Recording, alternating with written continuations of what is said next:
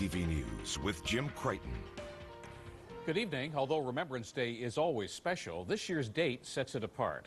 It's the 11th day of the 11th month, 2011. And when services took place this morning, also the 11th hour. We prepared a number of stories for you tonight. Michelle Molesky reports on the ceremony in downtown Windsor at the cenotaph at City Hall Square. Jim, this morning's service ran about an hour, and while the focus was, of course, our veterans, children were featured prominently throughout. We can live together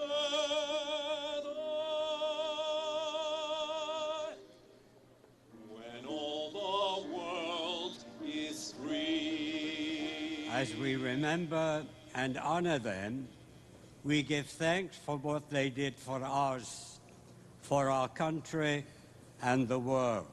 We had a job to do. We done the job. I'm pretty sure we done the job. But it's just too bad everyone couldn't come back again. And that's what this day is about, remembering those who never returned. We all have a name. Each and every one of us have a name of someone who we remember. I would ask you to say those names again. We're going to do it this year. No need to shout. Just say the name.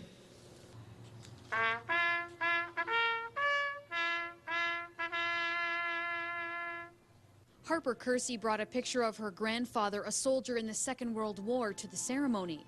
Just coming from a military family, just seeing all of them out here, it's really emotional.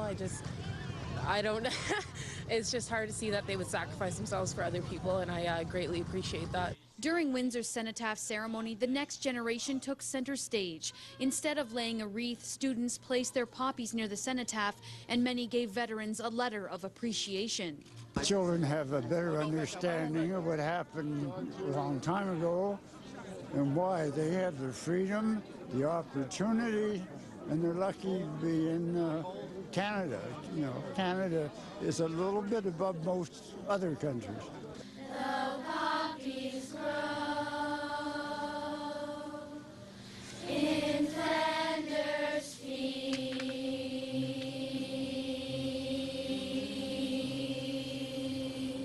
After the ceremony, I noticed there were quite a few groups of students getting their picture taken with a veteran. It was a nice thing to see, and I know it means so much to our vets. I've talked with many over the years, and they say the only thing worse than having to go to war would be for their sacrifices and those of the men and women who never came home to Windsor to be forgotten. Jim? Michelle, thank you. Michelle Molesky tonight. It's a symbolic salute that's always an important part of our Remembrance Day ceremony. 3 local pilots in vintage aircraft have been conducting a fly-past of the downtown cenotaph each November 11th for more than a decade. Earlier, they invited our Christy Bazare to fly along with them. She joins me now. Christy? Well, Jim, it's a somber flight, but one that's propelled by history, memory, and meaning for the local pilots who dedicate their spare time to honoring veterans.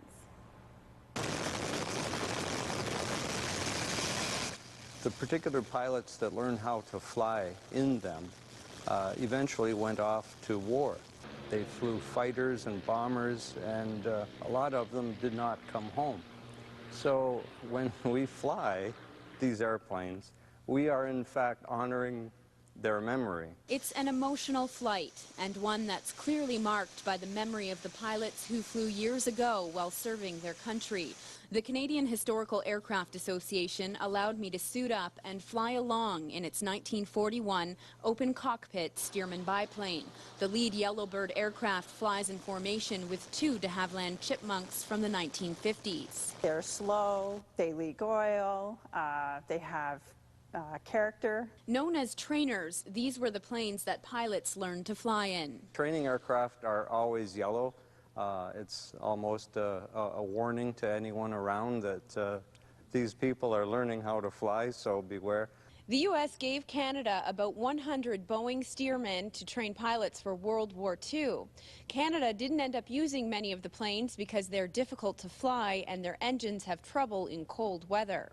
The pilots fly the vintage aircraft every Remembrance Day and at funerals for veterans. The plane has a particular smell to it that I like, and I feel connected because of the kind of aircraft I can I get to fly. In the air, the goal is to fly the 3 planes as close as possible, so they almost appear as one. This is an important thing for us to do, not only for the World War I and II vets, but for our vets coming home from Afghanistan. And I just wanted to say welcome back. We're glad to have you home.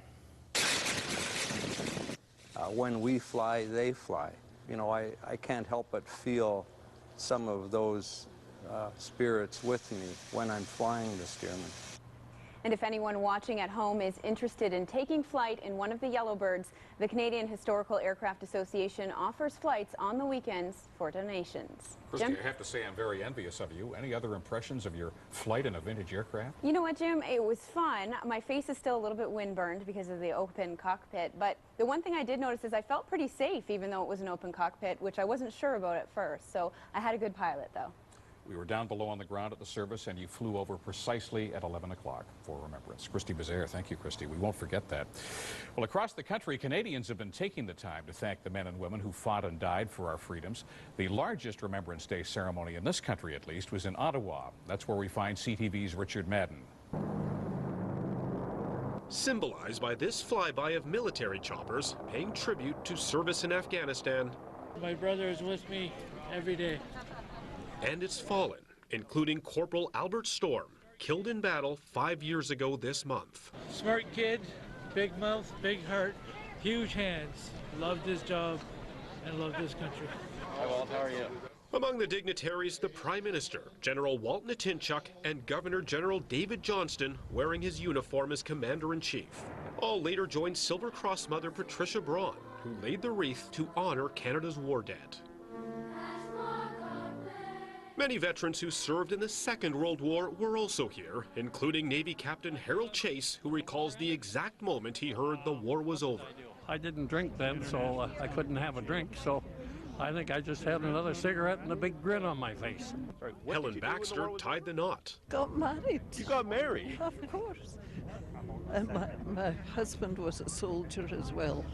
While their numbers may be dwindling, their service will never be forgotten, as thousands of poppies line the tomb of the unknown soldier as a powerful symbol, lest we forget. Richard Madden, CTV News, Ottawa. Canadians gathered in Afghanistan this morning for what will be the last Remembrance Day ceremony at Kandahar Airfield. Defense Minister Peter MacKay read each of the 158 names of Canadian soldiers killed while serving their country during the Afghan mission. Family members of some of the fallen were present. About 1,000 soldiers are still posted in Kandahar.